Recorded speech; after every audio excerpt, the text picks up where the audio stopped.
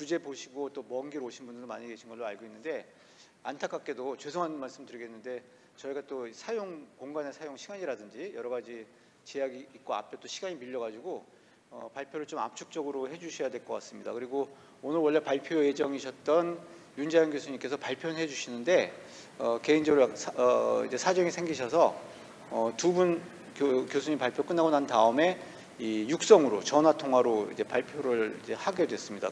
기술적인 문제상. 그래서 여러분들 이걸 들으실 것 같고, 발표 시간은 지금 일단 각자 15분 이렇게, 죄송합니다, 15분 드려야 될 것 같고, 뭐 이 세션의 주제가 뭐 젠더 뭐 여러 가지 들어가는데 이제 돌봄 문제 뭐 여러 가지 있습니다. 근데 저 개인적인 사정이 배용경 교수님도 그렇다고 그러시고 5시 20분에 제가 여기서 총알같이 튀어나와가지고 7시에 애 밥을 줘야 됩니다. 그래서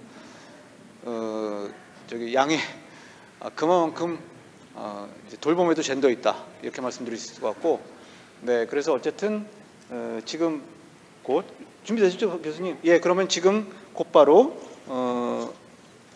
배용경 교수님께서 발표를 이제 시작해 주도록 하겠습니다. 예. 올라가셔서. 예.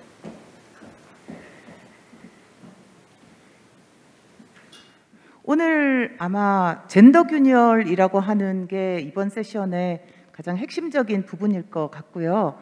젠더 균열과 노동, 젠더 균열과 사회복지, 젠더 균열과 가족이라고 하는 주제로 이 세션을 구성을 하셨습니다. 저는 젠더 균열과 가족에 대해서 발표를 하게 되었고요. 시간상 넘어가겠습니다.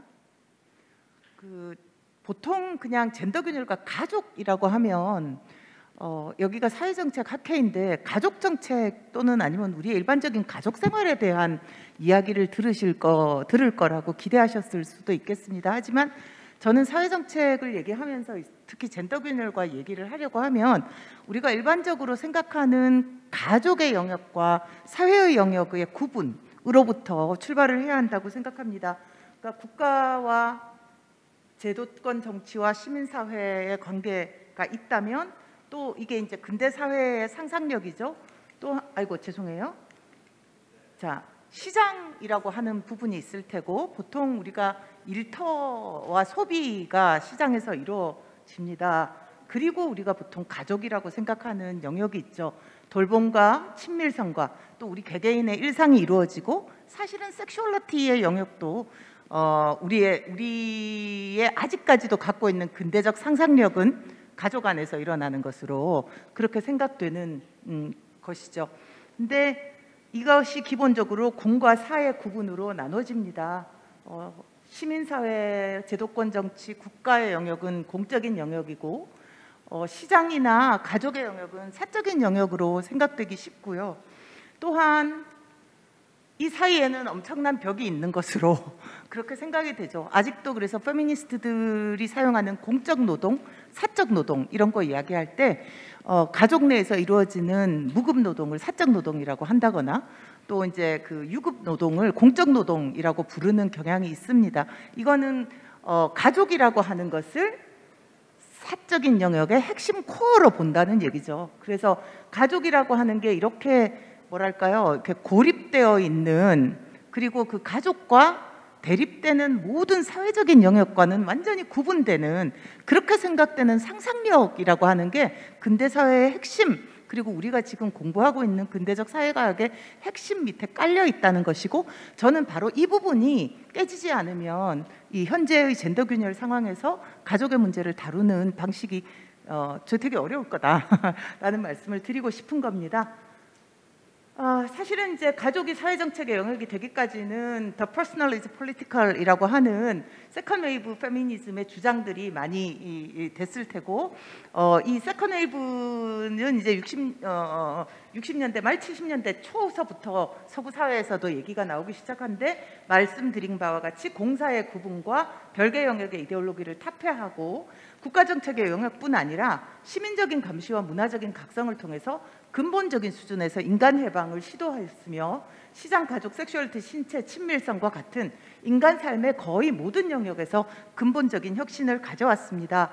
하지만 그동안에 우리가 정책의 영역에서 생각을 할 때는 이런 페미니즘의 문제 제기와 철학을 반영하기보다는 여성이 어떻게 일과 가족을 양립할 것이냐, 여성이 가정 내의 존재가 아니라 바깥에서 일도 하니까 가정과 일을 양립할 수 있게 해줘야 된다, 이런 이야기들이 주된 이야기였죠. 그러나 여러분들 이제는 아시다시피 여성만 일가족 양립을 해야 되는 게 아니라 남자고 여자고, 지금 우리 정재훈 선생님 잘 보여주시는데 남자고 여자고 일 가족 다 잘 살아야 되고요. 그래서 일 생활 균형, 모든 노동자를 위한 일 생활 균형이라고 하는 식으로 이제 무슨 정책이나 아니면은 생각의 어떤 방향이 달라져 가고 있는 상황인데, 이제 그러면 우리가 지금 처음에 생각했던 근대적인 공간에 대한 상상은 어떻게 바뀔 거냐라는 게 이제 핵심적인 문제가 되겠죠. 잠깐만요, 선생님, 저 몇 분까지?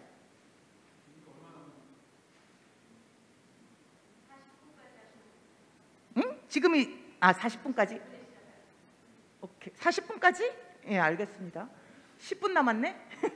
그래서 지금은 이제 이런 이 공사의 영역에 있었던 어떤 이런 뭐랄까요, 그 장벽이라는 것은 다 없애고 개인이 이 모두를 왔다 갔다 하면서 살고 있다라고 하는 영역을 우리가 잘 생각을 해야 한다라는 것이고, 그리고 이것이 전체적으로 우리가 사회정책 영역에서 가족과 젠더를 생각할 때 고려되어야 될 모든 영역인 것 같다는 거죠.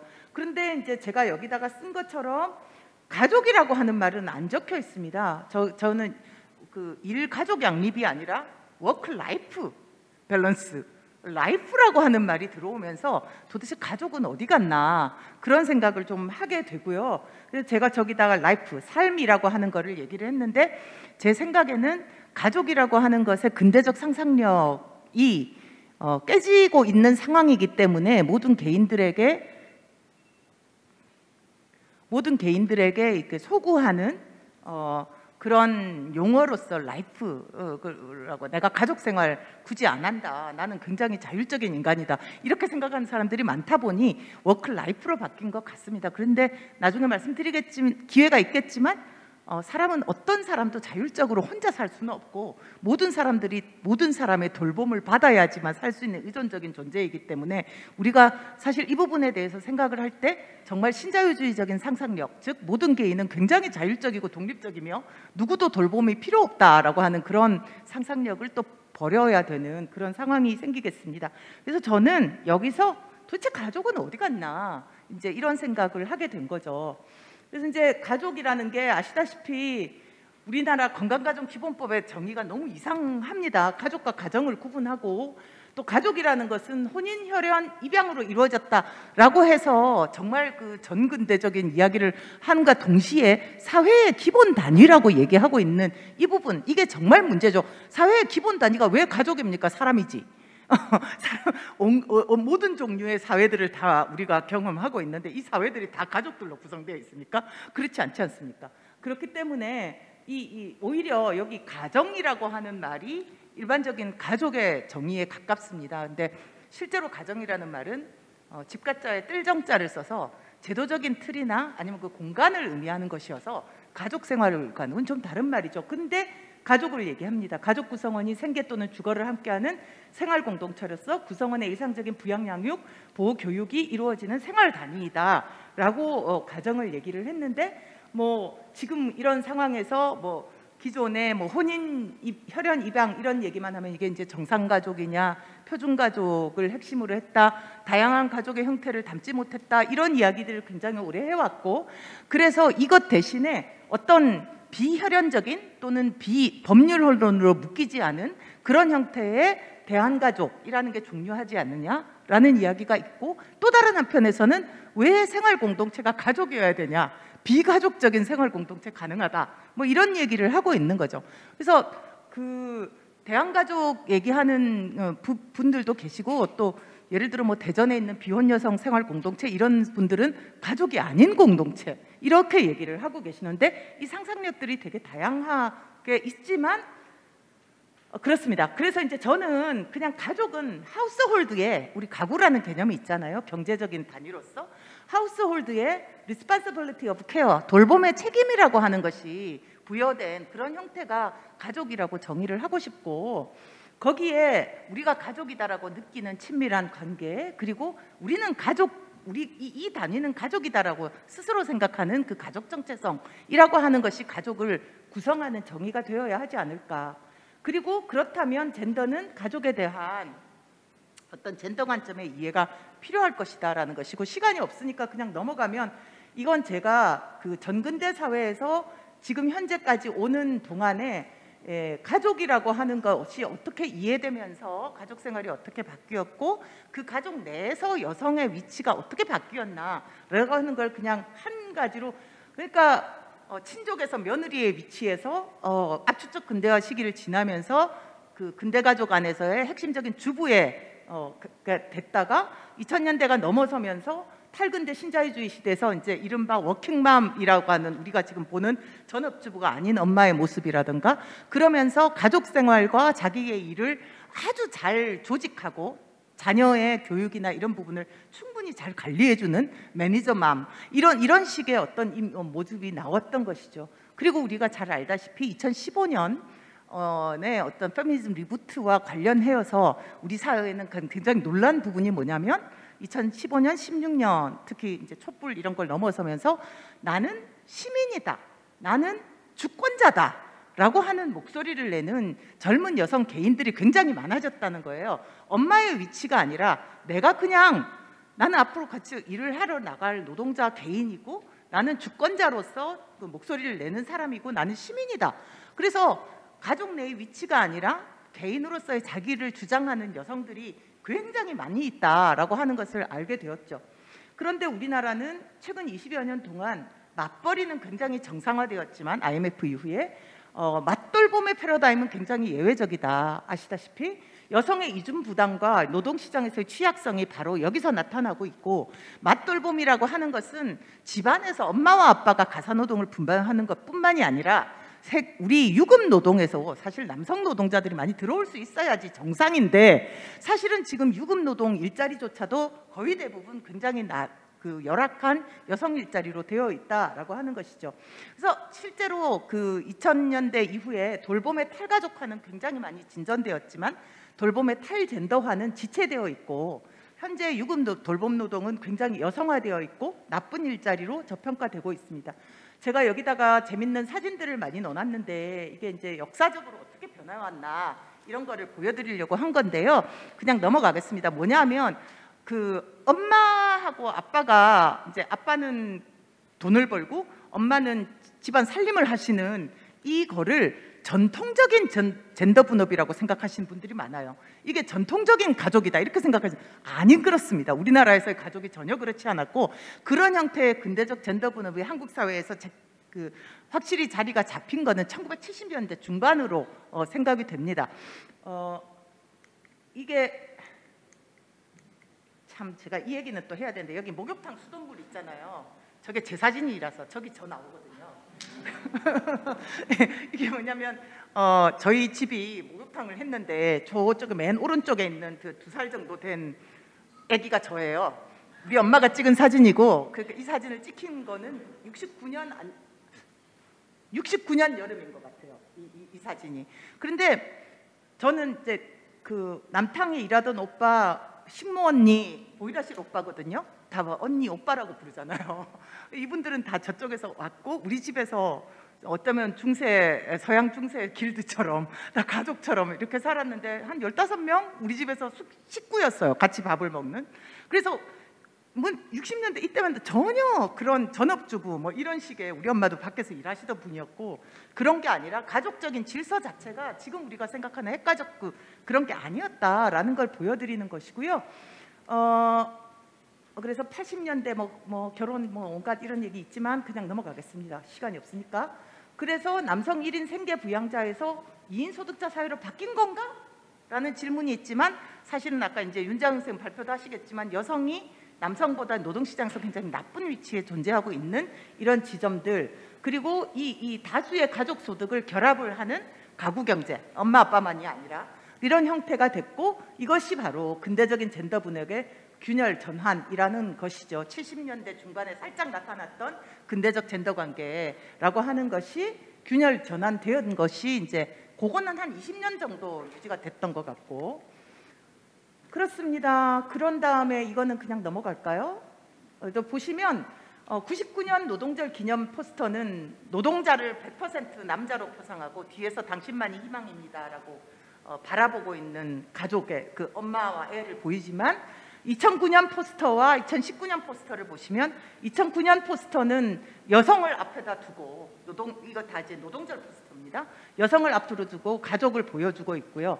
가족이가 핵가족이라고 하는 가정 뭐랄까요? 저기 아버지가 이렇게 애를 몰고 가잖아요. 그 핵가족의 이미지에 굉장히 기대고 있지만 2019년의 포스터를 보시면 여기에는 남성과 여성이 함께 동등한 노동자인 듯도 보이고 다른 앞에서 성별이 잘 보이지도 않고 라고 하는 형태이라는 거고 뭐 코로나19 시기에 그런 에도 불구하고 뭐 가족을 돌보는 여성의 역할이라는 데서 추전해서 여자들이 굉장히 이제 마치 돌보는 것처럼 이제 그렇게 되고 있다는 거고요.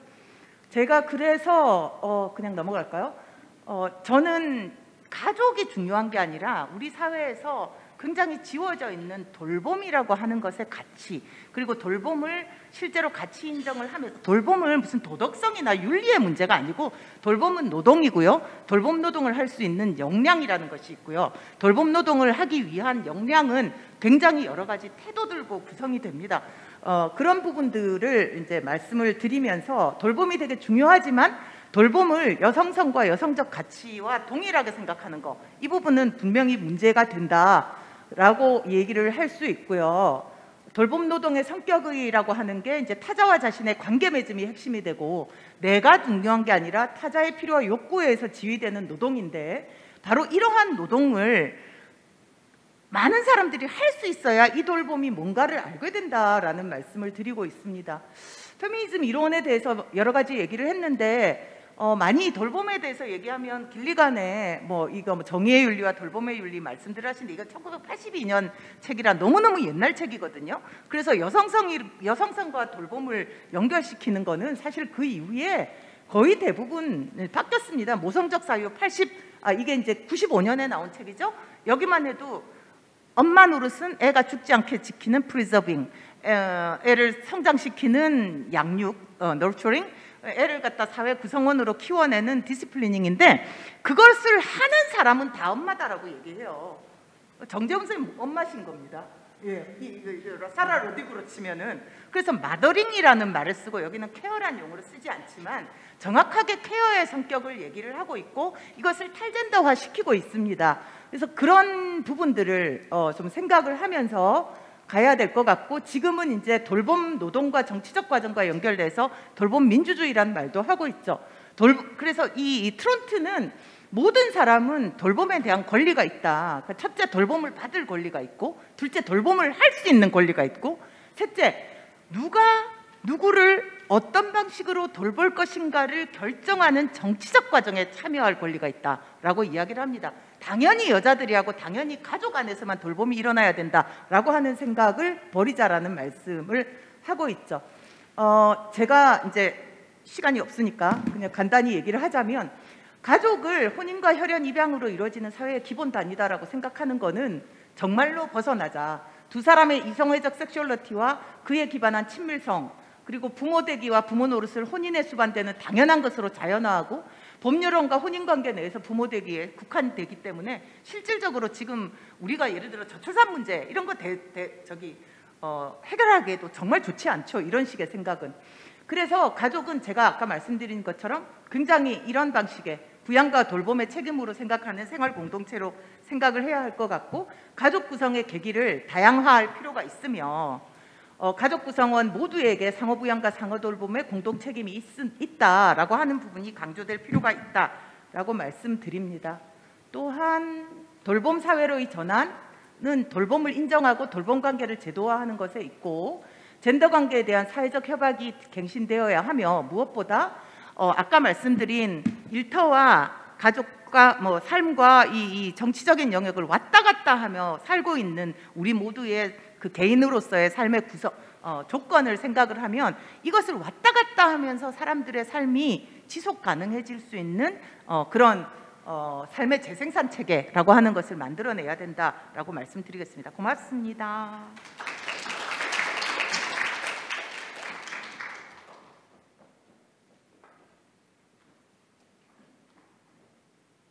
네, 어려운 여건에서 굉장히 압축적이면서도 수준 높은 발표를 해주신 배영근 교수님께 감사드리겠습니다. 짧게 다시 한번 요약을 하자면 가족은 이제 사회정책 영역으로 들어왔다. 가족정책의 정립, 이것이 이제 사적인 것은 공적인 것이다. 라는 어떤 여성운동의 흐름 속에, 역사적 흐름 속에서 그 가족정책의 역사적 의미를 말씀해 주셨고, 그런데 이제 한국으로 이제 눈을 돌려봤을 때 이른바 정상가족을 전제로 한 현재 한국 가족정책의 한계, 여기서 조금 더 저 개인적인 사견을 붙이자면 가족정책이라는 실체가 도대체 한국에는 존재하고 있는가, 뭐 이제 이런 문제 제기까지 할 수 있을 것 같고, 가족의 개념을 그 가족 이퀄 부양과 돌봄의 의무와 책임을 공유하는 생활 공동체 플러스 친밀성, 뭐 이런 식으로 좀 새롭게 이제 봐야 되지 않겠냐라는 문제 제기를 해주신 것 같습니다. 이게 어느 면에서 돌봄의 탈가족화는 진행되고 있지만 사회적 돌봄 체계의 확대, 탈젠더화는 진행되지 못하고 있다라는 요지의 말씀을 해주셨고, 남성 1인 생계 부양자 모델이 붕괴된 것이 맞을 수 있겠지만, 그렇다고 그러면 이게 2인 부양자 모델이냐, 그 서유럽에서 생각하는 우리가 젠더 평등을 생각할 수 있는, 그거는 아닌 것 같다. 그렇게 제가 이해도 맞겠죠? 네네네네. 예, 이제 그렇게 이해할 수 있을 것 같고, 결국은 그렇죠. 그렇죠. 예, 그래서 이제 이게 남성 생계 부양자 모델 자체가 어떤 젠더 평등, 가족 관계에서 젠더 평등으로 이어지는 것은 아니다. 라는 요지로 이해할 수 있을 것 같고, 돌봄의 가치를 재정립해야 되고 돌봄의 탈젠더와 돌봄 민주주의를 말씀하시면서 이제 결론적으로 이 가족과 돌봄의 의미의 재구성, 그리고 새로운 사회적 합의의 창출이 필요하다라는 말씀을 해주셨습니다. 그러면서 이제 PPT에서 여러 가지 그 여러분들이 참고하시면 좋을 책들, 돌봄 민주주의 굉장히 좋은 책입니다, 진짜. 저희 같은 사람 관점에서 봤을 때는 말씀을 해주셨는데, 그렇다고 그러면 또 배원경 교수님께서 뭐 아무것도 안 하셨느냐? 절대 아니죠. 경계를 가로질러 가족 만들기 직접 쓰셨고, 그 다음에 반사회적 가족이라는 책을 번역도 하셨습니다. 그런 맥락이 있으니까 이제 오늘의 발표가 있을 수 있었던 것 같고, 전혀 저희가 뭐 처음 미리 이야기했던 건 아닌데, 이제 이런 책들도 참고해서 같이 읽어주시면은 오늘 짧은 이 시간을 좀 아쉽게나마 이 짧은 시간에 주는 아쉬움을 여러분들께서 좀 충족시킬 것 같아서 특별히 배영경 교수님 발표와 연결시켜서 책도 한번 이제 소개를 이제 해드렸습니다. 네, 감사합니다. 계속 이어서 김영경 교수님께서 발표해 주시죠. 이게 좀 보기가 편해서요. 네, 저는 이쪽에서 좀 발표를 하겠습니다.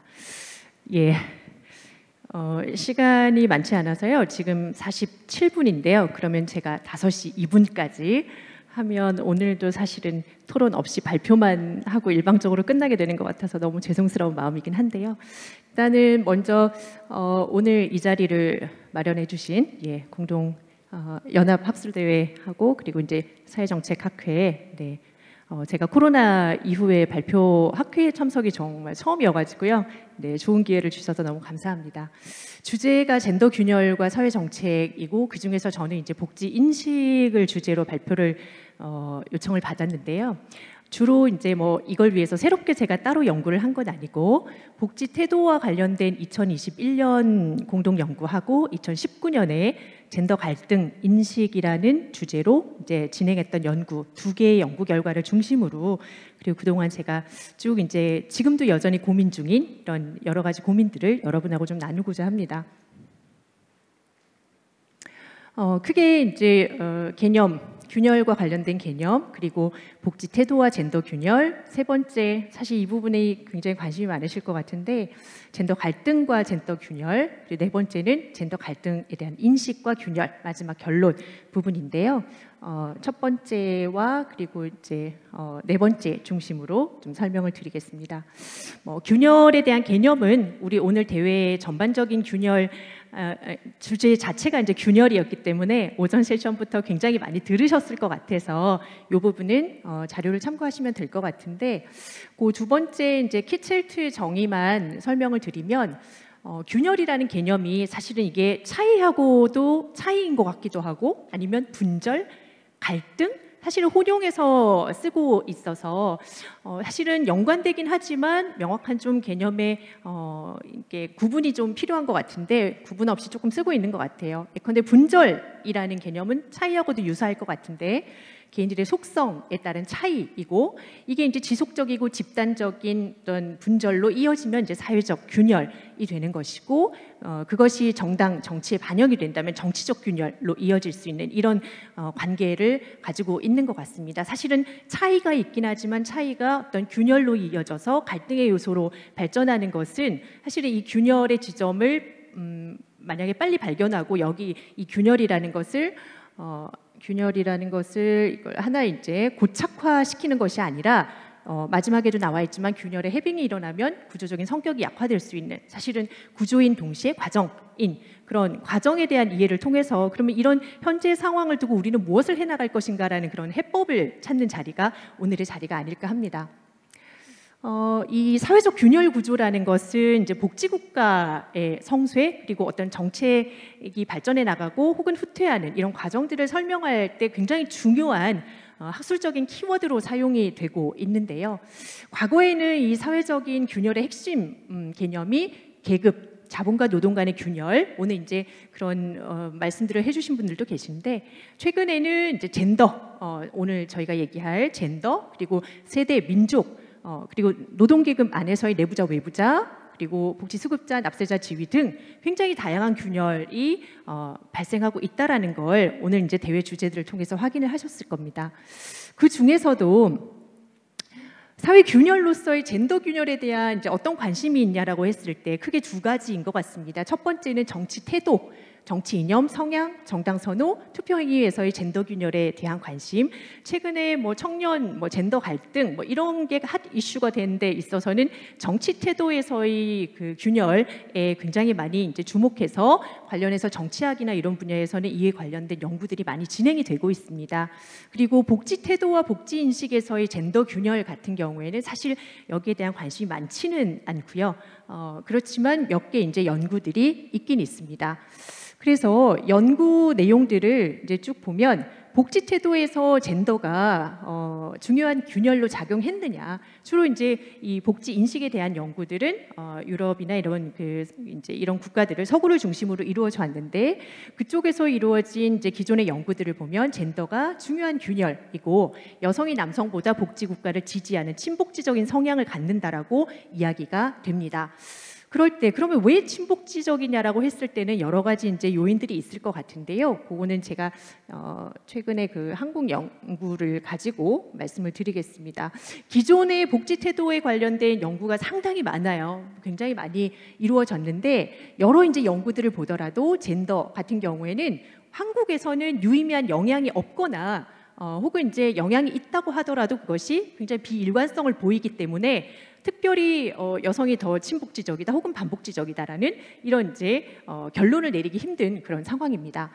이 2010년에 그 안상훈 교수님하고 김은지 박사가 연구한 게 2006년 데이터를 가지고 한 건데요. 여기서 이제 친복지 태도에 성별이 어떤 영향을 미치는가를 연구를 했을 때 사실은 성별의 직접적인 효과는 없었다. 다만 복지 수급자 지위를 매개로 한 경로는 굉장히 유의미하게 영향을 미쳤다라고 했는데, 여기서의 결론이 이거였습니다. 여성일수록 복지 수혜를 받지 못했기 때문에 친복지 수준이 낮았다. 즉 이제 복지가 확대되는 거에 대한 그런 반대.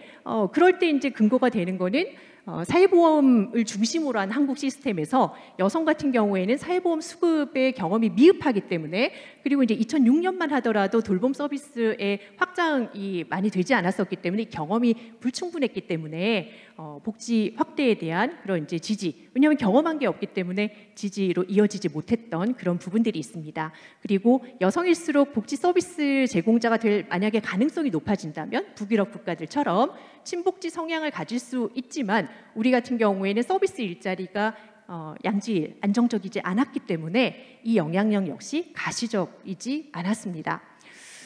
최근에 이제 그 2021년에 발표한 이제 그 저도 이제 공동 연구를 했었는데요. 2007년부터 19년까지의 한국 복지 패널 인식 조사 자료를 통해서 이제 그 한국에서 어떤 복지 태도에서의 균열이 나타나는지를 확인한 그 연구를 진행을 했었는데요. 사실 여기서 이제 젠더는 뭐 핵심 어떤 그 관심사는 아니었지만요. 연도별로 이제 5개 연도를 쭉 봤을 때 성별이라는 게 차수별로 그렇지 영향력이 일관되게 나타나지 않았습니다. 비일관적이었고요. 그리고 요 이제 최근에 와서 뭐 그 젠더뿐만 아니라 한국인의 복지 태도에서는 체계적인 균열 구조가 가시화되지 않고 있다라는 그런 결론을 내렸습니다. 특히 이제 젠더 균열 같은 경우에는 가시화되지 않았고요. 그런데 이제 이 원인을 살펴보면 사실은 복지 태도와 관련된 연구에서 묻고자 하는 이제 복지 태도가 굉장히 일반적인 이제 태도이고 구체적인 이슈가 아니기 때문에 균열을 포착하기 힘든 부분도 있고요. 그리고 앞서 이제 발표에서도 나왔었는데 세대나 계층과 같은 다양한 균열과의 교차성을 사실은 포착해낼 수 없기 때문에 균열이 나타나지 않은 그런 것들을 볼 수 있었습니다. 그래서 최근에 한국여성정책연구원에서 이제 이런 젠더 갈등이 이제 첨예화되면서 관련된 인식 조사들을 많이 실시를 했는데요. 그래서 그 안에서 청년과 그리고 이제 성별, 그러니까 세대와 성별을 교차해서 이렇게 쭉 연구들을 봤을 때 국가정책 지향, 공정사회 정책 지향, 그리고 사회적 소수자 지원의 필요성, 성평등 정책 방향성에 대한 차이점을 이제 좀 더 구체적인 이슈들이죠. 이렇게 봤을 때 청년 세대 안에서의 남녀 인식 격차가 굉장히 크게 나타났습니다. 사실 이거는 좀 우려스러울 정도인데요. 특히 사회적 소수자에 대해서 지원해야 된다라는 인식에 대해서 굉장히 반대하는 의견이 청년 남성 중심으로 해서 많이 나타났습니다. 그리고 이제 성평등 정책의 어떤 방향성에 대해서도 성별 직업 분리 해소, 그다음에 여성 경제 활동 제약 요인 해소, 반차별 반폭력, 남성의 역할 변화, 여성 보호 정책에 대한 청년 남성의 동의 수준이 상당히 낮은데 특히 여성 보호 정책에 대한 어떤 그 반대 인식이 굉장히 높게 나타나고 있습니다. 이거는 사실은 남성뿐만 아니라 이제 여성 같은 경우에도 동의 수준이 그다지 높지 않은 걸로 나타나고 있습니다. 전반적으로 이제 2015년 이후에 특히 그 한국 사회에서 젠더 갈등이 사실은 급부상했는데요. 이 그래프를 한번 보시면 2014년부터 19년까지의 젠더 이슈 관련된 뉴스 기사 추이를 이제 보여주는 건데요. 특정한 이제 사건들이 있을 때마다 기사들이 급증하는 것을 볼 수가 있습니다. 그래서 2015년이 스타트이긴 한데요. 16년에 강남역 여성 살인 사건부터 해서 그다음에 미투가 시작된 시점, 그리고 이제 최근에 오면 이제 선거를 중심으로 해서 20대 남성 보수와 정부 지지율 하락 논란 이 즈음에 이런 이제 기사들이 폭증한 것을 볼 수 있습니다. 사실 2021년 이후에는 더 많아졌습니다. 앞서 이제 이게 총 47,000건인데요. 2021년부터 8개월 사이에는 22만 건 정도로 급증했습니다. 그래서 주요 키워드가 여가부, 뭐 이런 그다음에 여기 이제 안산 선수 이름이 나오는데요. 이것과 관련해서 굉장히 많은 이제 사회적인 관심사들이 나타났었습니다. 그래서 이제 이 소위 이제 젠더 갈등이라는 이게 실은 과거에는 젠더 불평등은 얘기했지만 갈등이라고 한다면 뭔가 대등한 위치에서의 갈등을 이야기할 수 있는데 대등하지 않았기 때문에 갈등을 논할 수 없었다면 지금은 갈등이라는 이야기들을 굉장히 많이 합니다. 그래서 젠더 갈등의 개념 정의를 할 때 다양하게 이제 살펴볼 수 있겠지만 제가 이제 유영규 교수님하고 공동 연구했을 때 요 작업들을 했었는데요. 지금의 사실은 젠더 갈등이라는 거는 어떤 뭐 기존의 성역할 규범, 가치관 이것도 있지만 현재 현실이나 상황에 대한 인식 차이가 크기 때문에 일어나는 갈등이 아닐까. 그래서 어떻게 하면 이 인식 차이를 좀 좁힐 수 있을까를 논의하기 이전에 그러면 어느 지점에서 인식의 격차가 얼마나 나타나느냐를 사실은 우리가 먼저 알아야 되겠다라는 그런 생각을 했습니다. 그래서 이제 쭉 봤을 때 이제 최근에 어떤 젠더 갈등의 양상들을 보면 과거에는 남녀가 동등하지 않다와 남녀가 동등하다라는 두 입장이 부딪혔다면 지금은 남녀는 이미 동등하다, 그리고 남성은 역차별받고 있다라는 생각과 남녀는 아직 동등하지 않다라는 요 인식의 차이, 이것이 이제 변화된 그런 이제 상황들이라고 볼 수 있고요. 2021년 선거, 22년 이제 대선 이후에 젠더 갈등이라는 것이 정치적 균열로까지 자리 잡기 시작했다. 사실은 이 시점에 우리가 이 문제를 어떻게 다루어야 되느냐가 굉장히 중요한 시점에 놓여 있다라고 할 수가 있습니다. 요거는 이제 참고로 보시면 될 것 같고요. 제가 이제 2018년에 그 보사연에서 사회갈등과 사회통합 실태조사한 자료를 가지고 이제 이거는 청년만 대상으로 한 건 아니고요. 전체 국민들을 대상으로 했을 때 남녀 간의 갈등이 어느 정도 심각하다라고 생각하느냐라는 젠더 갈등 인식에 영향을 미친 요인들을 이제 쭉 분석을 했는데요. 그 결과 사실 살펴보면요, 뭐 여러 가지 이제 영향 요인들이 있는데 여성하고 남성이 이 인식을 하는 경로가 달랐습니다. 여성들 같은 경우에는 젠더 불평등 인식이라든지 성차별 경험을 통해서, 그러니까 성차별 경험이 많을수록, 그리고 젠더 불평등이 이제 뭐 불평등이 심하다라고 생각할수록 그걸 통해서 사실은 젠더 갈등이 심각하다라는 인식으로 이루고 있는, 그리고 성별의 직접적인 이제 성별 그 자체는 그다지 유의미하게 영향을 미치지 않았어요. 그래서 이 말은 어떤 생물학적인 성별보다는 사회적으로 이제 여성으로서 어떤 경험을 하고 있는가, 혹은 여성에게만 해당되지 않을 수 있는 거죠. 남녀를 구분하고 젠더 불평등에 대해서 어떻게 이제 성차별에 대해서 어떻게 인식하고 경험하고 있느냐가 이제 젠더 갈등 인식에 굉장히 중요한 영향을 미치고 있더라. 근데 남성 같은 경우에는 이 루트로 이제 인식이 형성되지 않고 있다라는 것을 확인할 수 있었습니다. 그 연령대 요인 같은 경우에는 남성에게만 유의미했고요. 20대 남성이 특별히 다른 연령대 남성보다 심각하게 인식하고 있다라는 것이 실제로도 분석에서도 확인이 됐습니다. 그래서 현재 젠더 갈등이라는 것은 불평과 차별 경험의 젠더 차이, 그 경험에 대한 공유나 공감대 형성이 이루어지지 못한 그런 인식의 차이가 확대된 결과가 아닐까라는 이제 그런 생각을 해봤고요. 이것들을 이제 PPT를 좀 참고해 주시면 되는데요. 사실은 남녀가 인식하고 있는, 이게 특히 청년들만 대상으로 청년 6,570명을 2020년에 조사한 결과인데요. 사실 인식 격차가 굉장히 큽니다. 여성에게 불평등하다, 남성에게 불평등하다라고 했을 때 남성에게 불평등하다라는 인식이 남성 같은 경우에 절반을 넘었더라고요. 그래서 이런 이제 결과들, 그리고 영역별로도 사실 봤을 때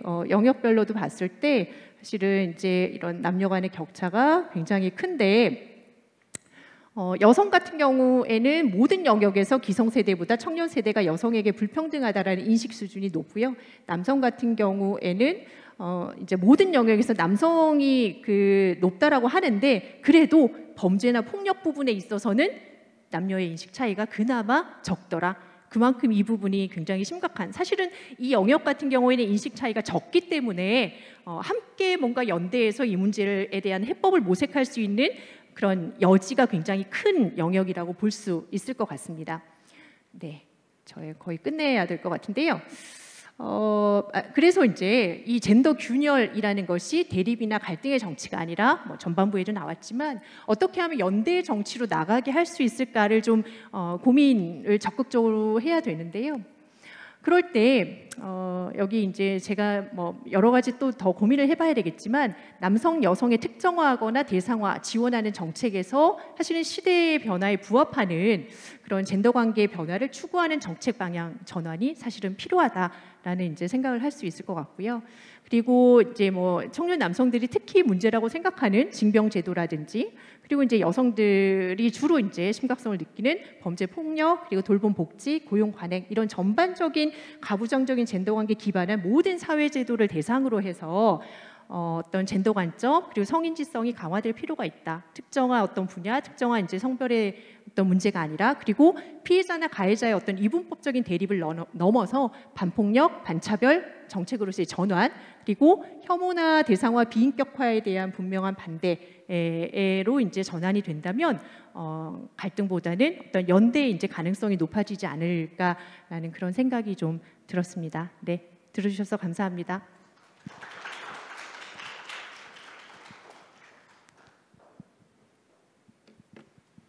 네, 감사합니다. 방대한 연구 결과를 저희들에게 압축적으로 보여주셨는데 결국 이제 그 복지 제도 경험을 전제로 할 때 복지 태도에서 젠더가 중요한 균열 요소가 될 수 있다. 여성이 남성보다 더 친복지적이다. 그런데 한국 사회는 약간 좀 저에게 시사점을 던져주는 게 복지 태도에서 체계적 균열 구조를 발견하기 이제 어려운데 이유가 어떻게 보면은 복지제도 경험이 없기 때문에 한국 사회는 그렇다라는 말씀을 하셨고, 기존 성역할 규범이나 이제 가치관을 둘러싼 갈등이 이제 표면화되는 양상이 있는데, 저희가 좀 또 시사적으로 볼 수 있는 것은 여성은 경험을 통해서 젠더 갈등을 인식을 하는데 남성은 이제 그렇지 않다라는 그 요지의 발표. 결국은 이제 경험의 차이가 인식의 차이로 그리고 이제 균열로 나타난다. 이렇게 말씀드릴 수 있을 것 같습니다. 제가 이렇게 요약하는데 막 보시니까 제가 잘못 요약하나 막 떨립니다, 그냥. 네, 그렇게 되고 결국은 이제 정책적 시사점으로서 사실은 남성이 초점을 맞추는 어떤 그 이제 소위 말하는 젠더 갈등 구도에서 남성이 관심을 갖는 정책 영역, 징병 제도나 고용 관행, 이제 이런 남성적 관심사와 그다음에 여성적 관심사는 어떻게 보면 이제 돌봄이나 복지 정책, 그다음에 젠더 폭력 피해로 대변되는 어떤 그 범죄 폭력 정책, 이런 것들, 이게 보는 관점이나 눈이 다른데 이런 데에서 이런 것들이 결국 이제 공통적으로 가부장적 젠더 관계를 기반으로 해서 이제 형성되는 거지만, 남성이 초점을 맞추는 영역과 여성의 초점을 맞추는 영역이 좀 다를 수가 있는데, 그래서 이제 그런 어떤 인식과 경험의 차이를 인정을 하면서 우리가 좀 더 적극적인 해법을 모색을 해봐야 되겠다. 뭐 이렇게 요약을 해도 되겠습니까? 굉장히 떨렸습니다. 요약 잘한 것 같습니다. 감사합니다. 네, 박수 치려면 끝까지 쳐주세요. 예. 감사합니다. 네, 그 윤재영 교수님께서 뭐 오셨으면 굉장히 좋았을 텐데 훌륭한 전대 갈등과 이제 노동 관련해 가지고 분열과 못 오셨지만 이제 육성으로 이제 발표를 해주시겠습니다. 제가 발표드릴 내용은 젠더 균열과 노동이고요. 젠더 갈등에 대해서는 앞서도 다른 선생님들끼리 말씀을 해주셨을 것 같아요. 그런 레토릭으로서의 젠더 갈등의 문제에 대해서는 말씀해 주셨을 것 같고, 제가 오늘 말씀드릴 내용은 모두가 함께 일하고 함께 돌보는 사회로 이행해 가야 되는 이런 이제 사회적 공감대가 형성되어 있는 상황에서 특히 청년 여성들이 과거와 다르게 가정생활이 아닌 일 중심으로 삶을 설계하고 있고, 이런 이제 가치관 변화가 남성보다 여성에게 두드러지게 이제 드러나고 있다라는 게 여러 조사에서 밝혀지고 있습니다. 노동에서 젠더 갈등은 좋은 일자리를 둘러싸고 이제 경쟁이 심화되었다라고 이렇게 알려지고 있는데요. 문제는 남녀가 갖는 일자리 질의 차이와 생애 주기를 거치면서 심화되는 질의 격차 분명히 존재한데도 좋은 일자리를 둘러싼 경쟁, 그것이 젠더 갈등인 것처럼 초점이 맞춰지는 것이 문제라고 생각이 듭니다. 여전히 생산과 양육으로 인한 노동시장과 기업에서 가족 책임을 지니고 있는 여성들의 경력 단절은 사실 뭐 어제 오늘 일이 아니죠. 그럼에도 불구하고 청년기 노동시장 진입 단계에서만 가족 책임이 없는 개인들의 공정성에 기반한 다툼에만 이제 주목을 하고 있는 것이 좀 안타깝다는 좀 생각이 듭니다. 특히 저성장 고실업 이런 앞으로 뭐 단시간에 개선될 것 같지는 않지만 이런 이제 고시경제 환경이 이러한 갈등을 더욱 격화시키고 있다, 젠더 갈등을 좀 더 두드러지게 만드는 그런 요인이다라는 시각도 좀 있는 것 같습니다. 그래서 오늘 말씀드릴 내용은 젠더 갈등이 이제 피하고 있는 시장의 젠더 불평등을 살펴보고, 젠더 갈등보다는 협동과 연대를 모색할 수 있는 지점을 찾아낼 필요가 있다라는 점을 중심으로 이제 말씀을 드리고자 합니다. 다음 페이지 3페이지를 보시면요.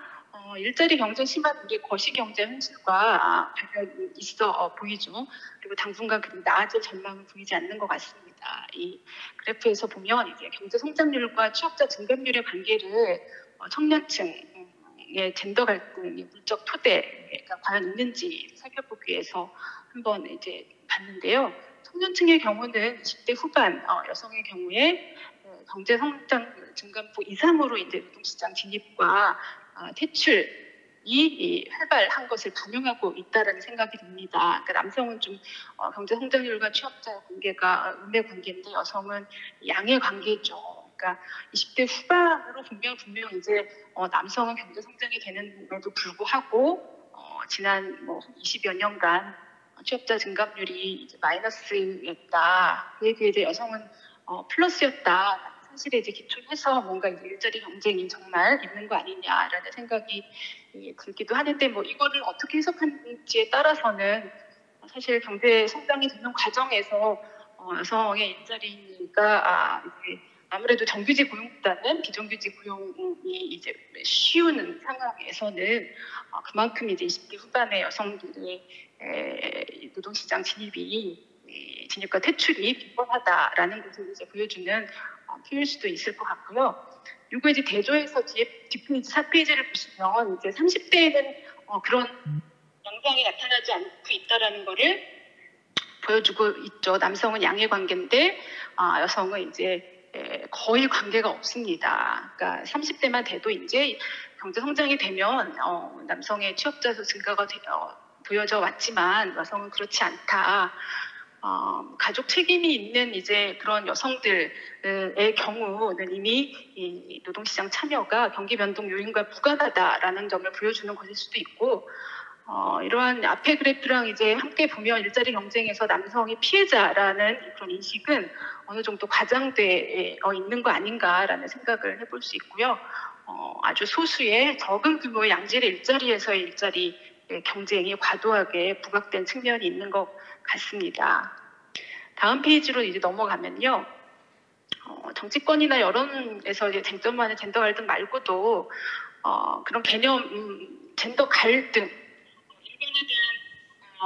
젠더 갈등은 이제 가부장제하에서는 항상 존재하죠. 여성은 여성으로서, 남성은 남성으로서 공통된 이해관계를 가질 수밖에 없기 때문인데요.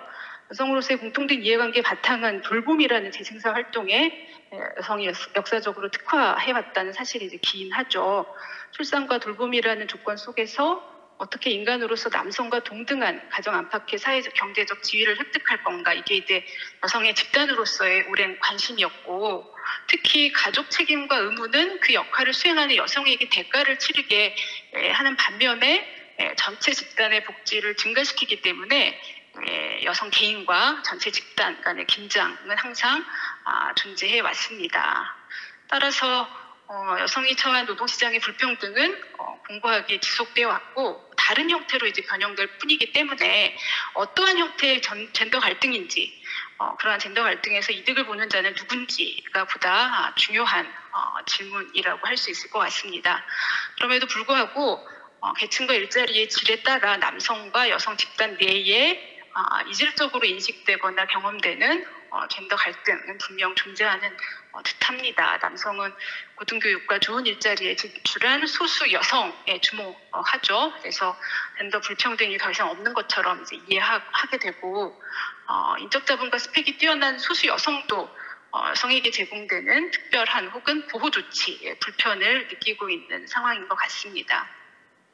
여성 집단으로서 경험하는 불평등은 존재하지만 그러한 이제 젠더 불평등 양상이 연령, 계층, 중첩되어 이제 전개되고 있음을 이제 여러 지표를 통해서 이제 확인할 수 있는데요. 다음 이제 몇 개의 이제 슬라이드는 제가 그러한 젠더 불평등의 양상, 젠더와 계층과 연령이 중첩되어 나타나는 그런 양상들에 대해서 보여드리는 표인데 6페이지를 넘어가시면요. 먼저 이제 일자리의 질에 관련해서는 1차 노동시장과 2차 노동시장의 확연히 비중이 차이가 나죠. 여성은 40% 밖에 2차 노동시장에 이제 속해 있지 않은 것이고요. 여러 인적 자본 변수를 통제하고 나도 사실 그러한 그 1차 노동시장에서 여성이 낮은 비중을 차지하고 있는 현실은 그 직간접적인 채용 성차별 아니면 관측되지 않는 여러 다른 특성 때문에 그러하다라는 2차 노동시장에 위치하게 되는 이유가 그런 이제 보고도 있습니다. 제가 좀 속도를 빨리 하도록 하겠습니다. 다음 페이지 넘어가시면요. 이러한 남녀의 일자리 질의 차이에도 불구하고 여성 취업에 대한 남녀의 태도는 사실 수렴해 가고 있는 상황이죠. 성역할에 대한 관념이 이 가정 일에 관계없이 계속 취업해야 된다라는 비중이 뭐 불과 한 8년 내 간격을 두고서도 엄청나게 변했다라는 사실을 알 수 있는데요. 특히 이제 20대, 그다음에 20대, 30대에서 굉장히 이 남성이고 여성이고 할 것 없이 이 일자리 경쟁에 이제 뛰어들어서 서로 이제 젠더 갈등을 하고 있는 상황에도 불구하고 사실 남성조차도 여성에 대한 이제 취업에 대해서는 가정과 상관없이 계속 취업해야 된다라는 이제 비중이 크게 이제 증가하고 있는 현실인 거죠. 다음 페이지 8페이지 넘어가시면요. 고용률 현실에서 보면 사실 이 고용률 때문에 더 이상 젠더 불평등이 없는 거 아니냐라는 이제 오해를 하게 되는 경우가 있는데 그러한 이제 그 오해는 사실 20대 초반 후반 정도에서만 나타나는 거지 생애 주기를 경과하면 사실 지난 한 20년 동안 별로 달라지지 않았다. 특히 이제 30대, 40대의 경우는 거의 뭐 남성과의 고용률 격차가 28% 정도에 이제 머물러 있는 상황이죠. 고용률 역전이라고 하는 이제 20대 후반을 제외하고는 다른 이제 집단에서는 크게 달라지지 않았다라는 것을 알 수 있습니다. 다음 페이지 9페이지 넘어가시면요. 이러한 이제 그 30대 후반, 30대 초반으로 이렇게 넘어가는 거는 여성의 이제 결혼, 출산, 양육과 이제 밀접한 관련이 있다라는 건 이제 다들 짐작을 하실 텐데 결혼 상태별 고용률을 보더라도 미혼의 경우는 사실 굉장히 많은 개선이 이루어졌지만 기혼 상태로 이미 일단 들어가면 30대 후반, 40대 가임 연령과 이제 결혼과 이제 첫 출산 시기가 뒤로 지연되면서 거의 고용률에 있어서의 차이가 없다라는 것을 확인할 수 있고 결혼과 출산 여부에 따라서 여성의 노동시장 참여, 남녀의 노동시장의 격차가 과거보다 이제 커진 것을 알 수가 있죠. 다음 페이지로 이제 넘어가시면 비정규직 비중에 있어서도 사실 여성들의 일자리 비중이 그러니까 일자리의 질이 그렇게 좋지는 않습니다. 특히 이제 나이가 들어가면서 마찬가지로 앞서의 그런 표들에서 드러난 바와 같이 남성에 비해 상대적으로 비정규직 비중의 증가폭이 크다라는 것을 알 수 있습니다. 다음 페이지로 넘어가시면 임금 측면에서도 마찬가지 이 상황을 이제 보여주는데 20, 30대 청년 남녀의 임금 격차를 보면 20대 초반하고 60세 이상 연령대를 제외하고는 그 연령대를 제외하고는 대부분 상대 임금이 좀 다소 상승했지만 20대 후반, 30대 초반은 답보 상태이고 20대 초반은 오히려 하락했다라는 걸 알 수 있죠. 성별 임금 격차에 있어서도 내부 집단의 차이가 여전히 이제 존재한다라는 걸 알 수 있습니다. 다음 페이지 12페이지를 넘어가면 정규직과의 임금 격차도 상당한 수준이 있죠. 이 같은 연령대 남성 정규직 대비 상대 임금을 제시한 표인데요. 25세에서 44세까지 집단에서 한정해서 보면 현재 2019년 현재 20대 후반 정규직 여성은 남성의 91%, 30대 초반은 87% 이런 식으로 연령대가 높아질수록 같은 연령대 남성 정규직에 비해서 여성 정규직의 상대 임금 수준이 하락하고 있는 것을 알 수가 있습니다. 2001년 이후에는 상대 임금 수준이 이제 증가하고 있지만 연령대가 높아질수록 여성 정규직이라고 하더라도 남성에 비해 임금 수준이 하락하고 있는 거죠. 이거는 뭐 근속, 경력, 뭐 직무 특성 승진에서의 불이익에 기인하고 있다라는 것을 이제 추측을 해볼 수 있을 것 같은데요. 특히 이제 정규직과 비정규직 간의 이제 격차도 상당히 낮은데 남성 정규직에 비해서 비정규직 여성들 보면 거의 바닥에 이 그래프의 바닥에 있는 이 집단이 이제 다 비정규직들인데 상당히 이 격차가 크죠. 이 바닥에 있다는 거는 여성들 내부에서도 정규직과 비정규직의 임금 격차가 상당히 이제 크다라는 것을 보여주고 있다라고 할 수 있겠습니다. 교수님 죄송하지만 이제 좀 마무리 부탁드리겠습니다. 잘 안 들렸습니다. 네? 빨리 해달라고요? 네. 네. 14페이지 넘어가면 돌봄은 여전히 이제 여성 노동의 문제라는 것도 문제죠. 특히 이제 육아휴직 이용자 수나 출생아 100명당 육아휴직 사용자 수로 나타난 이제 돌봄에서 남성 참여가 증가하고 있긴 하지만 가족 책임 차별의 형태로 옛날에는 여성 일반을 차별하던 것에서 이제는 어린 자녀를 둔 여성을 이제 배제하는 방식, 그리고 자녀를 둔 여성과 자녀가 없는 여성 간의 내부 이질화가 심화되는 것. 그리고 남성도 사실 요즘에는 돌봄 관련된 적극적인 참여를 하지만 여성보다도 오히려 더 부정적인 시각을 감내해야 되는 그런 이제 상황에 있는 거라고 할 수 있죠. 그래서 우리의 과제는 이러한 노동시장과 돌봄 수행에서 다음 페이지로 넘어가겠습니다. 젠더 불평등을 넘어서 어디로 가야 하는가일 텐데 마테이라는 학자가 이렇게 잘 단계별로 정리해 놓고는 있습니다. 이 표가 이제 항상 저는 뭔가 이렇게 도식화하는데 좀 유용한 자료라고 해서 소개를 드리는데 1단계는 이제 성별 양극화, 성별 분업 단계죠. 2단계는 성역할의 자유, 그래서 여성도 이제 노동시장에 들어가는 단계. 하지만 돌봄을 이제 장애로 간주해서 그 결과 이제 여성이 독박 육아라고 하는 이중 노동 부담을 안게 되는 그런 단계고, 이 단계를 넘어서 이제 3단계로 나아가자라고 이제 하는 거죠. 남녀 모두 돌봄 노동을 공유하자, 시장 노동도 공유하자라는 건데, 이제 문제는 어떻게 하면 2단계에서 3단계로 넘어갈 건가.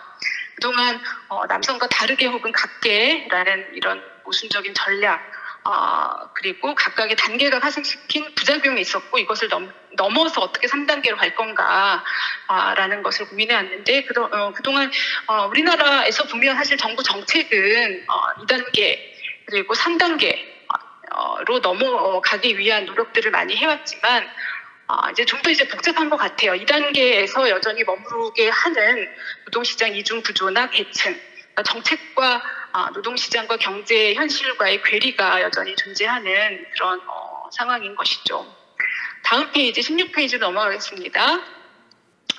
저는 기본 이러한 3단계로 가기 위해서 동시에 이제 2단계에 머물러 있는 그런 이제 부작용을 완화하기 위해서 노동시장 젠더 불평등 완화를 위한 노동 기본권을 보장하는 것이 가장 이제 기본 아닐까라는 생각이 들고요.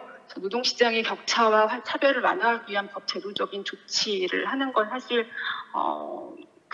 그냥 뭐 여성에 대한 배려가 아니라 이제 노동 기본권에 대한 요구인 것이고요.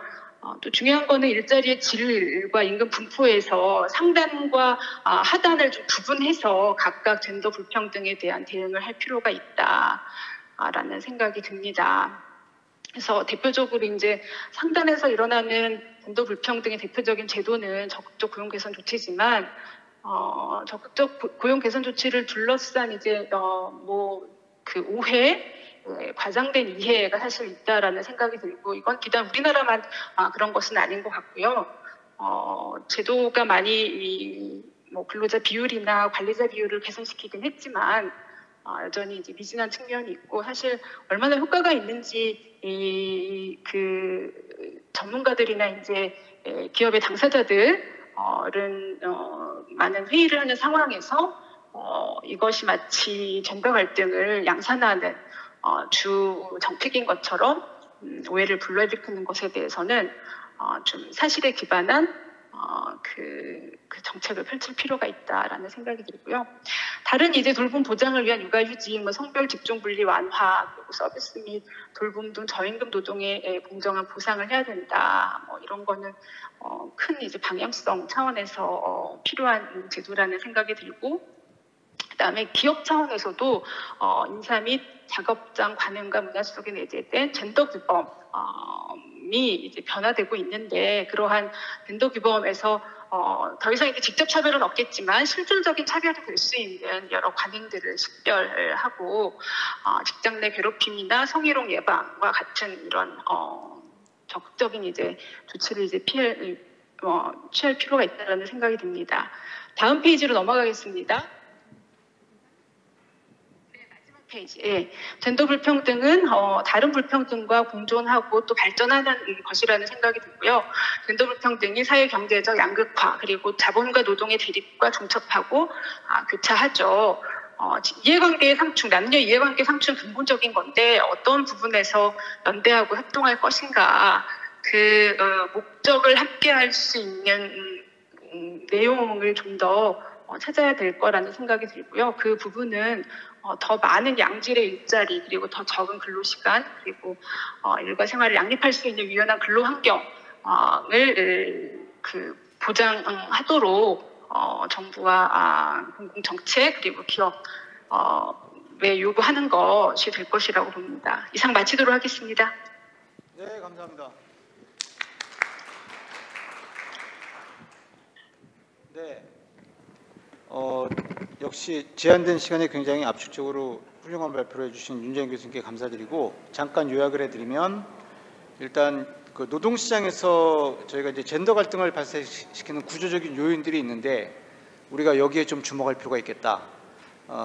그 이제 키워드를 저성장, 고실업, 거시경제 활동이 이제 그 갈등 심화의 요인으로 작동하는 것들, 이제 이런 것들에 주목할 필요가 있겠다는 말씀하셨고, 이 노동시장 불평등 양상은 젠더 플러스 계층 이제 이렇게 나오는 양상이다. 이런 말씀하셨고, 중요한 게 특히 이제 교수님 발표에서 제가 나름대로 이거구나 싶었던 것은 이제 어느 한 시기 집단에 초점을 맞추는 것이 아니라 이 생애 주기에 따라 나타나는 격차에 주목을 해야 된다. 그래서 발표의 흐름 속에서 여러 가지를 그 사례를 저희들에게 들어주셨습니다. 뭐 혼인에 기초한 가족 형성기, 그다음에 연령대별로 나타나는 어떤 성별 임금 격차, 그때 또 연령대에 또 따라서 다르게 나타나는 어떤 정규직 비정규직 차이, 그리고 이제 널리 알려진 여성의 경력 단절, 그리고 이제 여성적 과제로서 돌봄, 이런 어떤 그 뭐랄까요, 이제 젠더 균열의 양상들을 말씀해 주셨고, 결국은 노동에서의 어떤 성별 분리 극복으로 가야 된다. 이걸 이제 성통합 내지 젠더 통합, 젠더 인테그레이션이라는 표현을 해주셨고, 결국 이제 기본으로 돌아가자. 뭐 그 기본이 뭐냐? 이제 노동권 보장과 그다음에 직장 내지 노동 생활의 규범이 변해야 되겠다. 한국 사회에서. 그다음에 또 한 가지 여성 남성의 연대를 강조해 주셨습니다. 이렇게 이제 윤재인 교수님께서 젠더 균열과 노동 관련한 발표를 해주셨습니다. 이제 저는 개인적인 사정으로 저 개인적인 사정이 문제가 아니라 정해진 시간이 있으니까 이제 마무리를 해야 되겠는데 이렇게 몇 면을 보니까요, 그 학생처럼 생긴 교수님도 학생 같은 포스의 교수님도 계시고 진짜 학생들도 계시고 우리 학문 후속세들이 꽤 많이 또 상대적으로 오신 것 같습니다. 그래서 저희가 사실 뭐 배영경 교수님, 김영희 교수님 그리고 윤재인 교수님 전화로 계속 연결되어 있죠. 네, 굉장히 훌륭하신 교수님들이신데 뵙기도 어려워요, 사실. 그래서 이제 발표를 이제 들으시면서 궁금증이라든지 여러 가지 지적 호기심들이 생기실 텐데 뭐 논쟁 토론이라기보다도 어떤 그런 지적 호기심을 충족시킬 수 있는 이런 자리가 많지 않은데 우리 주최 측 여기서 조금 더 오래 있어도 상관없는 거죠, 사실. 공간 사용에 시간에 제약이 있습니까? 시간 제약은 없죠, 사실. 예. 그래서 저는 물러가지만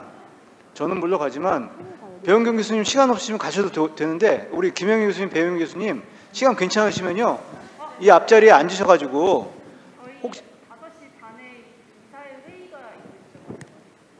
어차피 안 된다니. 네. 그래도 너무 여기 앉아 계신 분들이 섭섭해하실 것 같아서 섭섭하시죠? 마음 섭섭하시죠? 섭섭하신데 마무리를 지금 30분이네. 네, 그러면 마무리 해야 되는 거예요, 그러면. 안타깝네요. 그래서 저는 가고 이제 배우님 교수님하고 김영희 교수님 여기 앉으셔서 차근차근 질문도 받고 토론도 하시고 또 전화 통화로 또 윤자영 교수님도 그렇게 하셨으면 좋겠다라는 말씀을 드리려고 했는데 좀 안타깝습니다. 죄송합니다. 뭐 주최 측을 그 대신해서 사과의 말씀을 심심한 사과의 말씀을 드리겠습니다. 이해하셨죠? 심심한. 네. 그러면 이렇게 해서 우리 균열의 시대 사회정책의 재도전 한국사회정책학회 또 이제 분과 섹션 발표를 이 자리에서 마치도록 하겠습니다. 발표해 주신 교수님들 감사드리고 또 이렇게 자리 끝까지 함께해 주신 청중 여러분께 감사드리겠습니다. 그리고 무엇보다도 고생해 주신 스태프 여러분 계속해서 감사드리겠습니다. 예, 감사합니다.